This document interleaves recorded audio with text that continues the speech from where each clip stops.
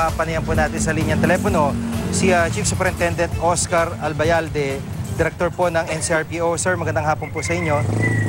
Magandang hapon po sa inyo. Apo, dito nga po sa alert level 3. So, ano pa ho yung ibang dapat expect ng publiko na paghigpit ba o pagbabago sa latag po ng seguridad sa Metro Manila? Well, wala naman pong pagbabago ito dahil yung pong security threat level 3 ay matagal na pong nakatalaga yan, lalo na itong Metro Manila, even before po na nangyari yung Davao bombing, no? Ngunit ang pagbabago po siguro na nating makikita ngayon is yung pagtalaga ulit ng ating mga checkpoints at saka yung mga choke points sa yung ating off-land sita sa mga kalsada. Opo, sir, paano ho yung masasabi ho ba na in control or on top of the situation sa ngayon na nagtatangka itong mga terorista talaga na mapasok yung Metro Manila? On top of the situation po yung PNP, considering ho na madaling ipuslit sa barko man o kaya po ay by land itong mga IED at dito na lang buuin. Ano po masasabi niyo rito? Opo, wala pong dapat ikabahala yung ating mga kababayan, no? The PNP and the AFP are on top of the situation at yung pong utos nga sa atin ng ating Chief PNP ay paigtingin pa yung ating mga security measures, yung ating ibang security na nakatalaga sa mga different ports, no? Gaya para po maiwasan natin yung kagaya nung nangyari doon sa pagpuslit ng IED. So yung ating po mga target hardening measures ay paigtingin pa natin kagaya po ng ating intelligence gathering, yung counter-terrorism operations po natin, and of course yung pong mga security detail natin sa mga places of convergence, lalong-lalo na po sa mga malls ngayong Kapaskuhan.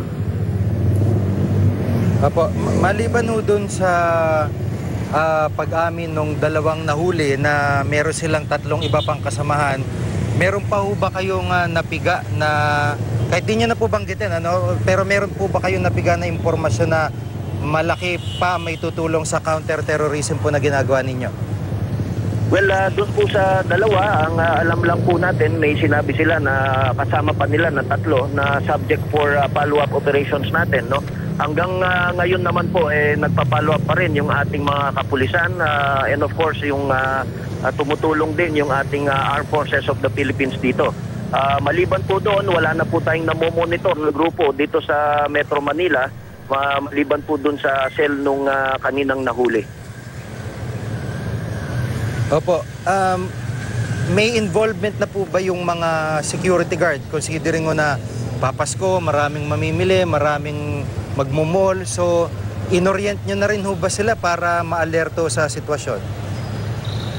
Opo, yan po yung mga ating mga force multipliers. Even after yung Davao Blast po, kinausap na natin yung mga different mall, yung mga security officers ng different establishments dito sa buong Metro Manila, no? At uulitin po natin ngayon yan for this Yuletide season para po sila ay maging alerto.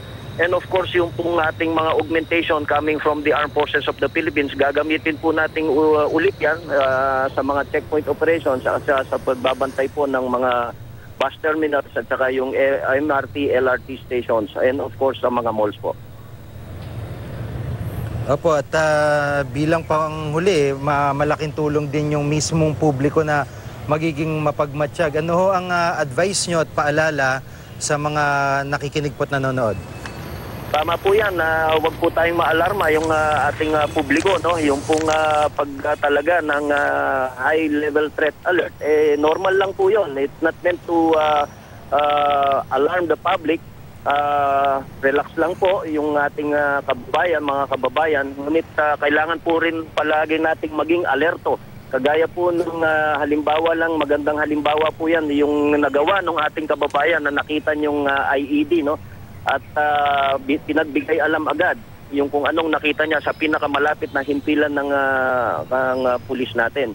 So yung pong ating mga kababayan, nananawagan po tayo na kapag meron silang nakita anything suspicious, any item po, bag or box na suspicious o yung tao acting suspiciously, ipagbigay alam po natin kaagad sa ating kapulisan. Maraming po salamat sa pagkakataon, si Chief Superintendent Oscar Albayalde ng NCRPO. Salamat po. Maraming salamat po at magandang hapon po sa inyo.